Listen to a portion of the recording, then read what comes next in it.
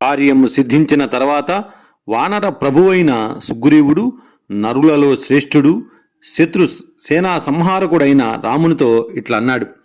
బలవంతులు, స్వేచ్ఛగా సంచరించువారు, మహేంద్రుని వంటి కాంతి గలవారు, నాకు తెలిసిన దేశములలో నివసించువారు అయిన వానర శ్రేష్ఠులు వచ్చి నిలిచి ఉన్నారు. దైత్యులతోనూ దానవులతోనూ సమానులు, భయంకరులు అయిన ఆ వానరులు గొప్ప పరాక్రమం గల బలవంతులైన వానరులతో కలిసి వచ్చారు.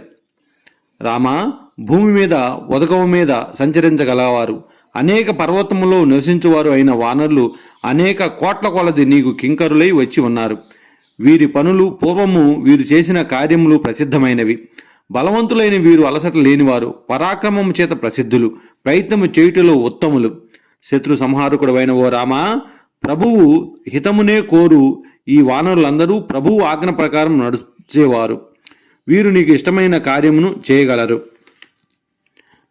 ఈ సమయమున ఏది తగిన కార్యమో అది చెప్పుము. నీ వశమును చేరిన ఈ సైన్యమును ఆజ్ఞాపించుము.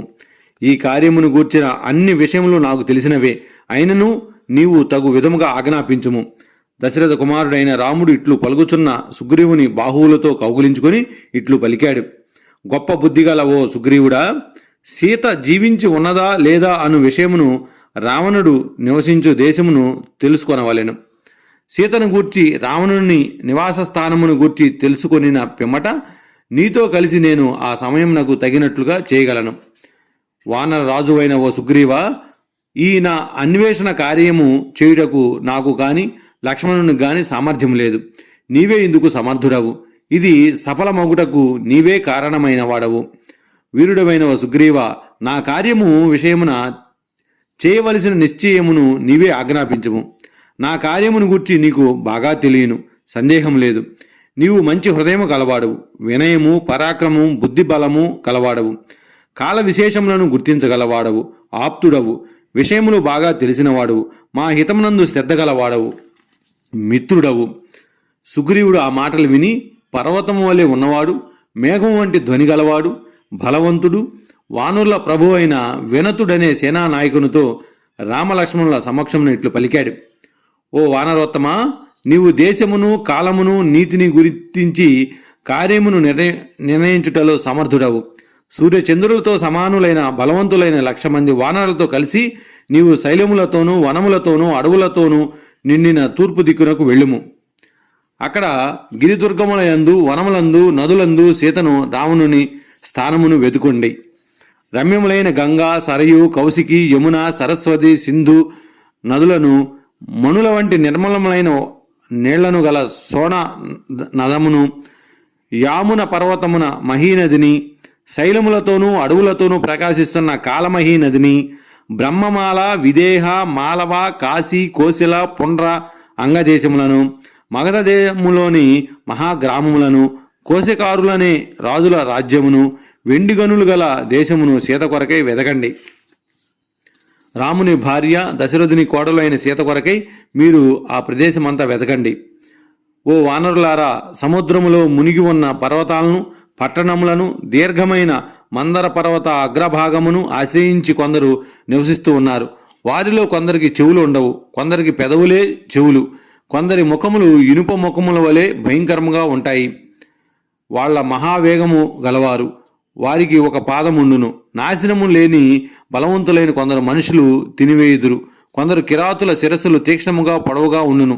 బంగారు ఛాయగల కొందరు చూడటానికి అందంగా ఉంటారు. ద్వీపములలో నివసించు కొందరు కిరాతులు వచ్చి చేపలను తింటారు.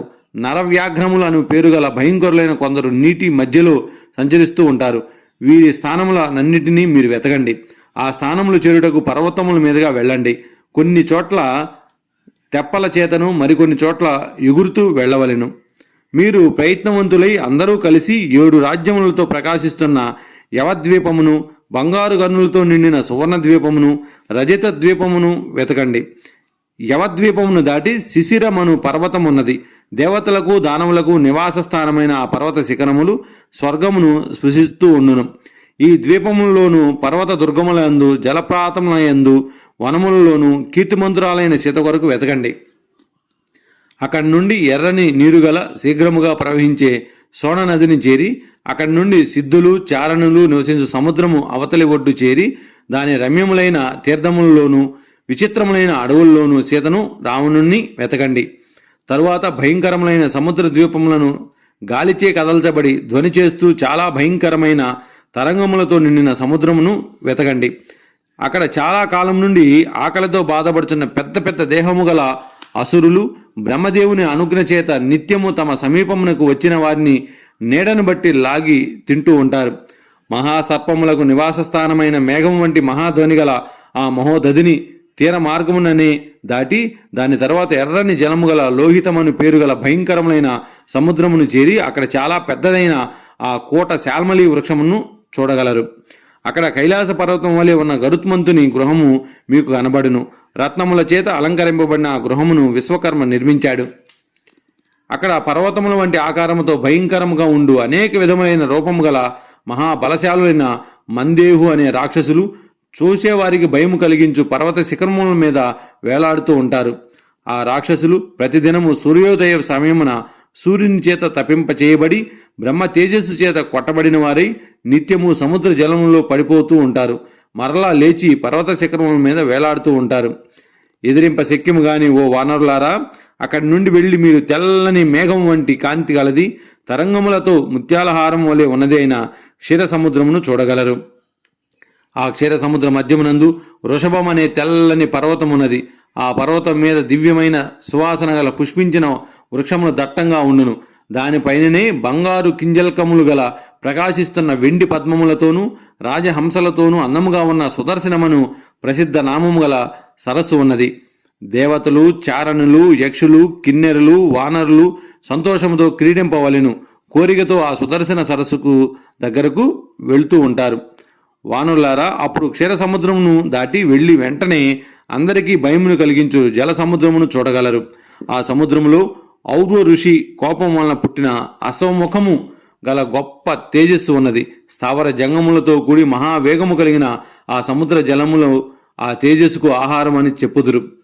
అక్కడ వడవాగ్నిని చూసి ఏమీ చేయజాలక సముద్రంలోని ప్రాణులు అరుస్తూ ధ్వని చేస్తూ వినబడతాయి. మధురమైన ఉదకము గల ఆ సముద్రము ఉత్తర తీరమునందు 13 యోజనములు వ్యాపించి బంగారు కాంతి గల జాతరూప శిలము అను మహాపర్వతమున్నది. వానరులారా, మీకు అక్కడ 1000 పడగలు గల భూభారమును వహించు ఆదిశేషుడు ఆ పర్వతాగ్రముపై కూర్చుని కనబడతాడు. సమస్త దేవతలచే నమస్కరింపబడిన ఆ ప్రభు చంద్రుని కాంతి వంటి కాంతితో ప్రకాశిస్తూ ఉంటాడు. పద్మపత్రముల వలె విశాలమైన నేత్రములు గల ఆ దేవుడు నల్లటి వస్త్రము ధరించి ఉంటాడు. 3 తలలు గల చుట్టూ వేదిక గట్టిన ఒక బంగారు తాళ వృక్షము ఆ మహాపర్వతము పైభాగమునందు కేతువుగా స్థాపించబడింది. ఈ తాళ వృక్ష నిర్మాణమును దేవతలు తూర్పు దిక్కున చేసి ఉన్నారు. దాని తర్వాత బంగారు ఉదయ పర్వతము శోభతో ప్రకాశిస్తూ ఉండును. బంగారు వికారము శ్రేష్టము వేదికలతో కూడినది 100 యోజనములు పొడవగలది అయిన దాని అగ్రభాగము ఆకాశమును స్పృశిస్తూ ప్రకాశిస్తూ ఉండును. అది బంగారు వికారమైనది. దివ్యములు సూర్యునితో సమానములైన పుష్పించిన సాల తాళ తమాల కన్నికార వృక్షములతో ప్రకాశిస్తూ ఉండును. అక్కడ సౌమనసమను పేరుగల బంగారు శిఖరము ఉన్నది. స్థిరమైన ఆ శిఖరము 1 యోజనము విస్తీర్ణము 10 యోజనముల ఎత్తు కలిగి ఉన్నది. పూర్వము త్రివిక్రమ రూప సందర్భమునందు పురుషోత్తముడైన విష్ణువు ముందుగా ఆ సౌమనస శిఖరముపై పాదమును ఉంచి 2వ పాదన్యాసమును మేరు పర్వత శిఖరం మీద వేశాడట. సూర్యుడు జంబూద్వీపమునకు ఉత్తరముగా సంచరించి అత్యున్నతమైన ఆ శిఖరమును చేరి తరువాత మేరువుకు దక్షిణముగానున్న వారికి చాలా వరకు కనబడును. అక్కడ సూర్యునితో సమానమైన వర్ణము గల తపస్యాలులైన వైఖానసులను వాలఖిల్ల మహర్షులు ప్రకాశిస్తూ కనబడ్డారు. సూర్యరూపమైన ఏ తేజస్సుకు ఎదుట సమస్త ప్రాణుల నేత్రములు ప్రకాశించునో అట్టి తేజస్సు ఉండు సుదర్శన ద్వీపమే ఇది. ఆ ఉదయ పర్వత పైభాగములందు గుహల్లోనూ అరణ్యముల్లోనూ అన్ని చోట్ల కూడా రావణుని కొరకు సీత కొరకు వెతకవలెను. ఆ బంగారు పర్వతము కాంతి మహాత్ముడైన ఆ సూర్యుని కాంతి కలిసియుడి చేత ప్రాతకాల సంధి ఎర్రగా ప్రకాశిస్తూ ఉండును. బ్రహ్మ ఈ పర్వతమును పూర్వము భూమికి జగత్తునకు ద్వారమునుగాను సూర్యునికి ఉదయస్థానముగాను సృష్టించాడు. అందువలన ఈ దిక్కు పూర్వ దిక్కు అని చెప్పబడింది. మీరు ఆ పర్వతం పైభాగముల యందు కొండ కాలువల యందు గుహల యందుగా అన్ని ప్రదేశములందు కూడా రావణుని సీతను వెతకవలెను. ఆ ఉదయ పర్వతము తర్వాత దేవతలు నివసించు ఆ తూర్పు దిక్కునకు ఎవ్వరు వెళ్ళజాలరు. చంద్రసూర్యులు లేకపోవటచే అంధకారముచే కప్పబడి ఉన్న ఆ ప్రాంతమును ఎవరూ చూడలేరు. ఆ పర్వతములందు గుహల్లోనూ నదుల్లోనూ నేను చెప్పని ప్రదేశములు ఉన్నచో వాటిలోనూ సీతను వెతకండి. ఓ వానర శ్రేష్ఠులారా, వానరులు అంతవరకే వెళ్ళగలరు.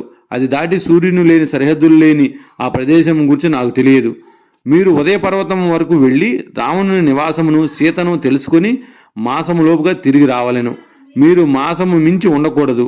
అట్లు ఉన్నవానికి నేను మరణదండను ఇవ్వగలను. కార్యము పూర్తి చేసుకుని సీతజాడ తెలుసుకుని తిరిగి రండి. ఓ వానరులారా, వృక్షముల సముదాయములతో అందముగానున్న మహేంద్రునికి ఇష్టమైన ఆ తూర్పు దిక్కునందు నేర్పుతో సంచరించి రాముని భార్య అయిన సీతజాడ తెలుసుకుని మరలా వచ్చి సుఖముగా ఉండండి. వాల్మీకి మహర్షి విరచితమై ఆది కావ్యమైన శ్రీమద్ రామాయణం నందలి కిష్కింధకాండలో 40వ సర్గ సమాప్తము.